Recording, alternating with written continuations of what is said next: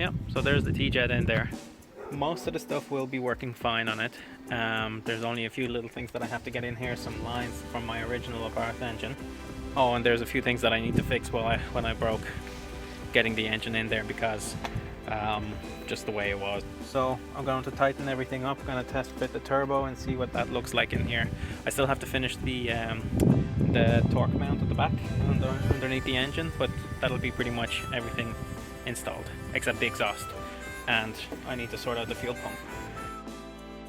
Last night I managed to get a few extra things onto the engine just to kind of outline how it's all going to be panning out. I got some lines for the oil catch can. I've got some lines for the water lines going in. This is all coming off of the Abarth 500 lines. We've got some intake valve thingies. This is coming from I think the charcoal canister mechanism. I'm not really familiar with that whole mechanism. The intake charge pipe from the Bravo, which contains the air temperature sensor, I think. Then you have your blow-off valve here from the, again, Bravo. What else do we got in here that I put in? I've connected up the torque mount at the back of the gearbox. I've also put in place, just to get an outline of where the intercooler piping is going to be on the intake side. It's only some of it now because I don't have everything measured up, but I don't have the turbo in. To get the turbo in, you have to cut out some of the plastics here to make space for it, and also maybe for the cat. This is where I have the intake pipe coming in.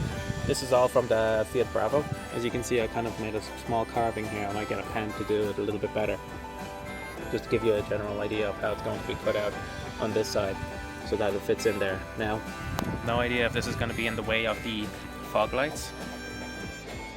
We'll see. Maybe I won't be able to use them anymore. I don't know yet.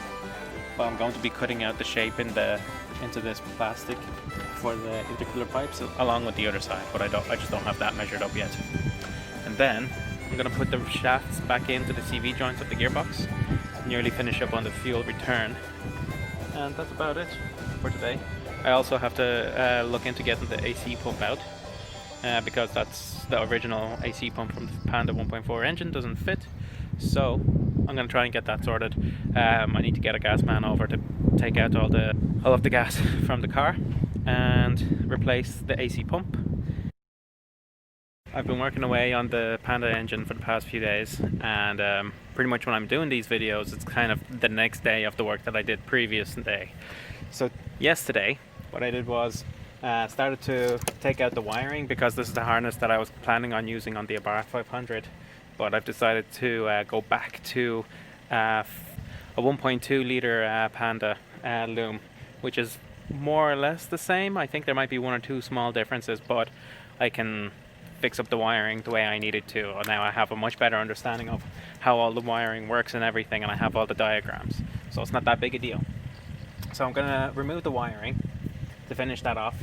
Today I'm going to remove the exhaust. The drive shafts are now back into the gearbox, so we have drive. I've fitted up the manifold just to see how it is for space and everything. Now I'm going to be cutting out the plastic here to fit the turbo, because the housing of it gets in the way.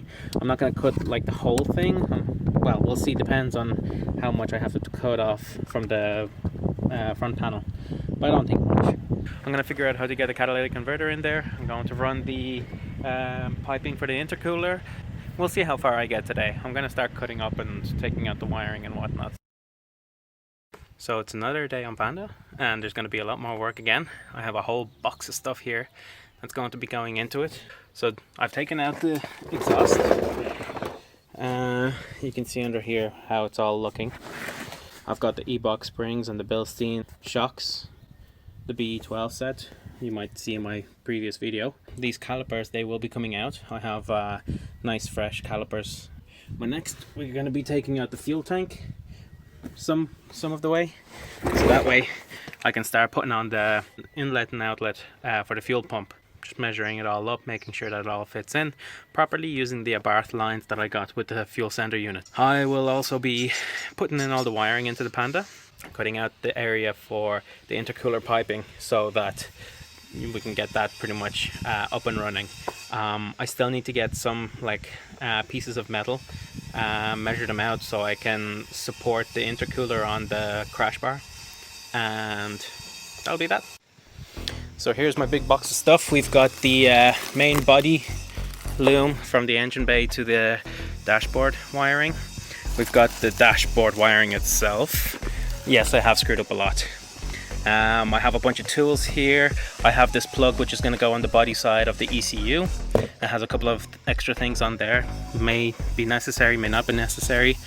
I have previously, from one of my engines that I had bought ages ago, these fuel line kind of like connectors. I'm going to reuse them. Obviously the fuel pipe won't be used because it's been hacked up by the scrapyard people.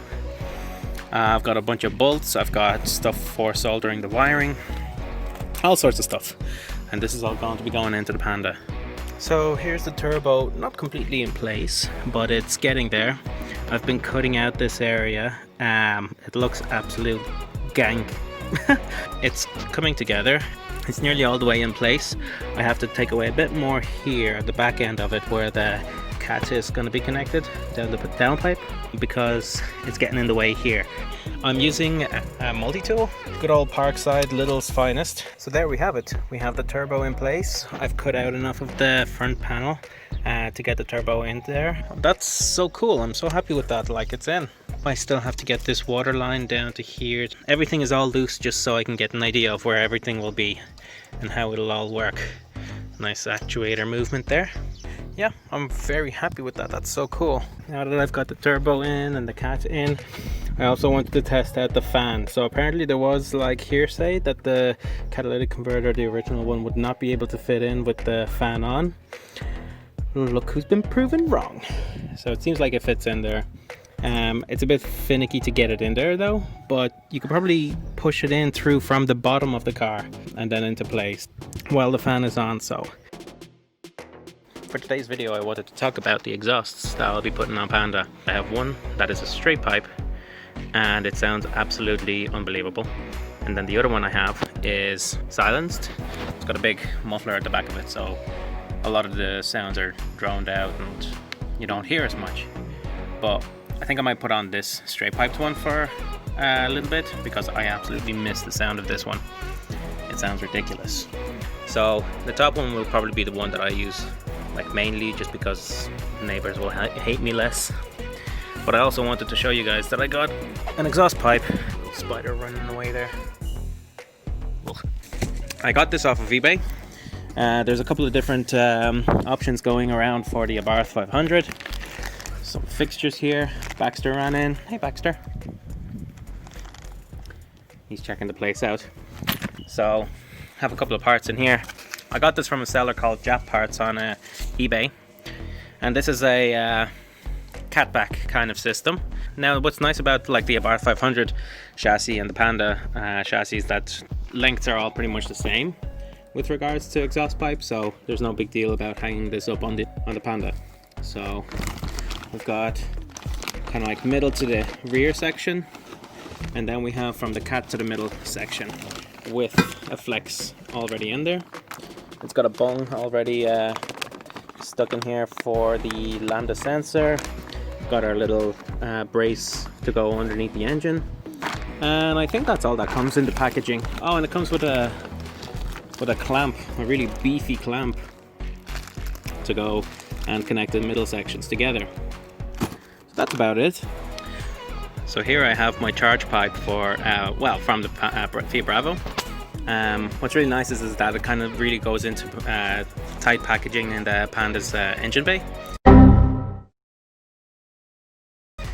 But given the fact that it's all tight, a lot of heat will most likely be generated.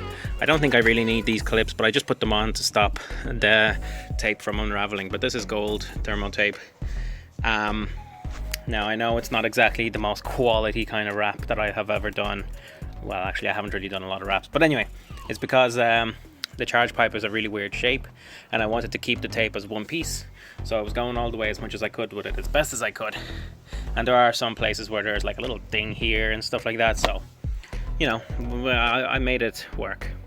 And then I also have this hideous looking thing.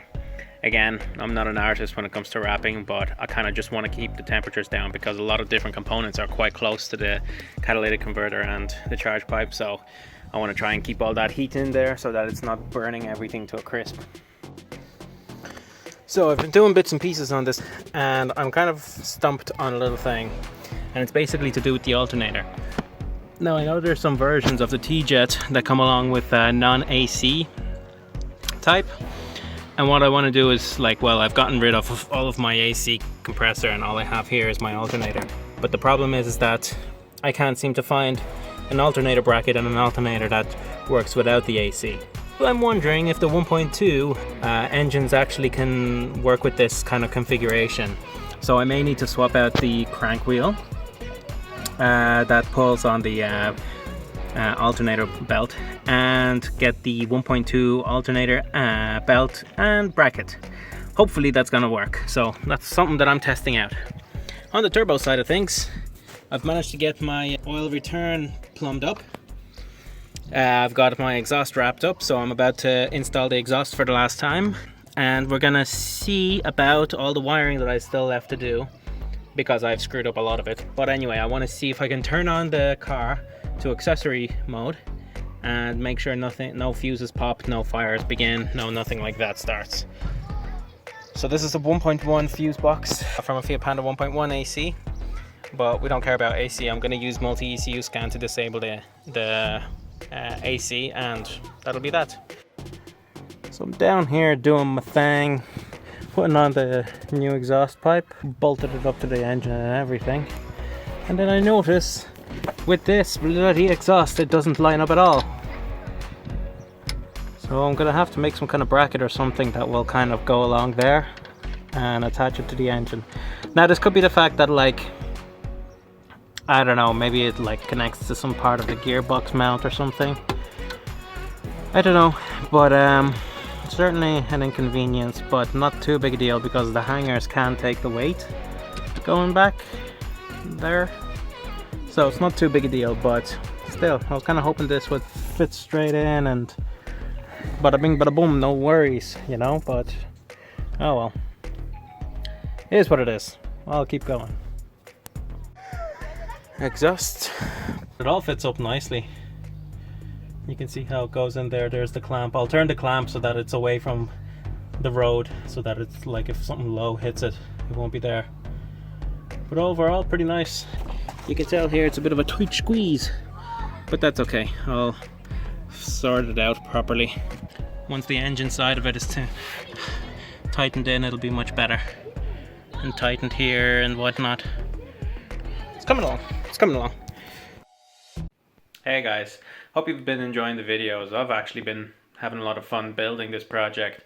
It's actually going really well. Actually fairly straightforward, not a whole lot of complications so far. I'm gonna try and keep the videos maybe on a weekly or 2-week kind of like cycle for this build anyway, and see how it goes. So not a whole lot left to do on it before you actually see how it goes and drives and runs and whatnot. So if you have any questions, let me know. I'm happy to answer any questions you have, and if you're liking what you're seeing so far, you know, subscribe and like, it'll be a great help for me. So take care guys.